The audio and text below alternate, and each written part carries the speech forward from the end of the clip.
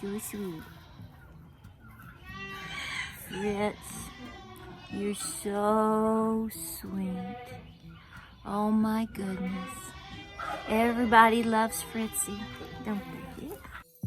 Yeah.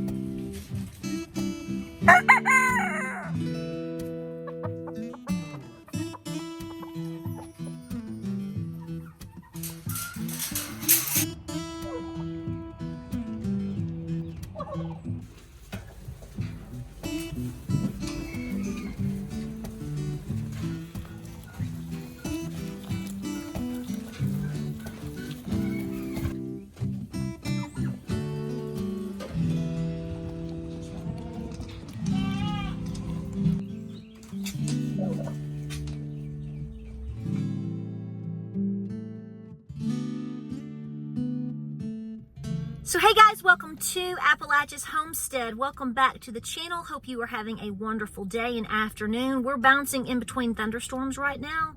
So at any moment, the sky could open up and the rain falls out and there's lightning. I'm trying to get up here and run, and I keep having to bounce in between thunderstorms. I don't care about rain because I work in the rain most of the time anyway. It doesn't bother me, but thunder and lightning is not advisable, right? Definitely not. But I hope you're having a wonderful day, and we have a lot of things to talk about. See, that may be coming from the trees. I don't know. Well, we'll see what it does. So I want to talk to you about this today because it's really touched my heart, and I just think that this is something that somebody out there needs to hear this.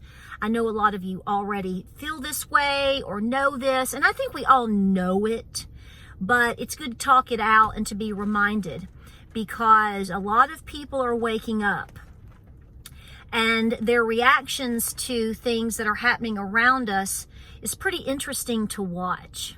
I can't be the only person ever to have been scoffed for trying to make what we felt were God-driven, God-led, Holy Spirit-led decisions. You know, I even get there's people out there that will mock me or you for even talking like that. That's not coming from a good place when that happens, okay? So I just want to tell you, because if you follow my channel and you've ever seen me talk about the decisions that we as a family have made over the past 15 plus years, I have been very open in saying that I really felt at times that, you know, God led me to make those decisions, or gave me the courage to make those decisions, or convicted my heart to make me think about things differently, and I made good decisions. And at the time, they were the oddball decision.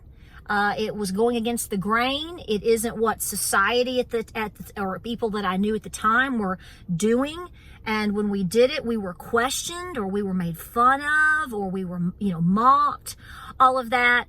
And I think a lot of us, to a degree, see some of that still today, but it's disappearing, isn't it? You know, the interesting thing is, last night I was listening to, that I've referred you to this channel several times, Jeremiah Babe. I do listen to his channel. I enjoy his videos and things that he has to say. And when I opened it up and I was listening to it and everything, and I was like, yeah, I know. So be sure to check his channel out. And because I think you're gonna, he just tells it to you straight, y'all. And I think that's what you're looking for. But he opens up in the video real quick, talking about how somebody that used to listen to his channel, that used to basically mock him, make fun of his channel, thought he was, I'm paraphrasing and adding in a little bit here, but thought he was crazy because, or this, because of the things that he was saying that were going on. And things that he was concerned about, or things that he could see happening in the future if things kept trending. Well, these things have come to fruition, haven't they? A lot of them. It didn't take long. And that this person has basically come back around and apologized in a sense, and is back listening to the channel. And if, I have to tell you that I have experienced this myself, and some of you probably are too. I have seen this play out especially over the last year, with people that I personally know, and people that have followed my channel as well. I have gotten written apologies from people. It takes a big person to do something like that. So for the handful of you that have done that, I appreciate you. And I hope that you have hung around and have learned something about what you need to be doing to prepare your home. But I think this is something all of us that have a certain awareness and that are open to listening and watching and using the brains and the guts that God and Granny gave us. I think this is what a lot of us are going through. I mean, I'm going through it right now. I think individuals that have seen you change lifestyles, because this is a lifestyle change. This isn't about just going and buying peanut butter and beanie weenies and I'm going to go train one day and I'm going to try to lose 5 pounds and I'm, set for the rest of my life. No. This is an entire lifestyle change. And when you decide to make these massive decisions, it goes against the grain of most of society. All right. The world. Okay. You're on the narrow path. But as we have pushed through, specifically over the last, I would say, since the health crisis, and the things that were pushed upon the American people and around the world, and things that have happened since then, in the circumstances that a lot of us are in now, and what we are watching, now you make a whole lot of sense. And so I want to encourage you on your path. And here's what I'm going to say. Anybody that's still around that might question you or scoff at you or mock you, let them. Let them. Don't even respond to that trash, because it's trash. They may be great people, but that behavior is trash. I totally believe that in today's world, modern times, that God is speaking to people. I think He is speaking. I think if He has given you the courage to stand up and go, I see what's going on and I'm going to do things differently. I'm going to pay off debt and I'm going to learn skills and I'm going to homeschool my children and, I'm going to prepare at home, or I'm going to get chickens and I'm going to learn more of the old ways. I'm going to learn to be more self-reliant and I'm going to learn how to defend myself. I believe that, I do. I believe that God has spoken to you. And if you've acted upon that, you obeyed. Because I think this is what God's people should be doing. You may feel differently, but this is where I stand. And if you are in this boat with me, I want to encourage you to continue on with that path, because it's not just about you and what you're doing. You are an example to your children, your grandchildren, your nieces, your nephews, your family, your friends, your church members, your neighbors. You're building community. Let them scoff you. Let them scoff at you. I really don't care anymore, because, it gets very frustrating, because as, 10, 15 years ago, when longer than that actually, but when we really pushed into pulling our kids out of public school, whoa, that rocked everybody's world. We were nuts. When I got back into heavy gardening, got chickens, I taught myself to can and preserve foods. I got myself involved in Krav Maga. And it was like, people are like, who is this woman? And I'm like, I'm doing what I feel I'm being told to do. I'm doing what I feel is right to make my family stronger and more sustainable and smart for the future. Well, they were like, well, I know politics are kind of crazy, but what do you think's coming? This is so, you doomsday prepper, all of that stuff. And then after 2020, when we didn't do certain things that certain people and society basically pushed you into doing, or attempted to push you into doing, we were nuts then too. Well, here we are pushing into, seriously, here we are almost mid-April of 2024. We're not so nuts now. And I've had people, just like Jeremiah Babe talked about, and I'm sure you have too, people that have come back around. The ones that are not coming back around, well, they're not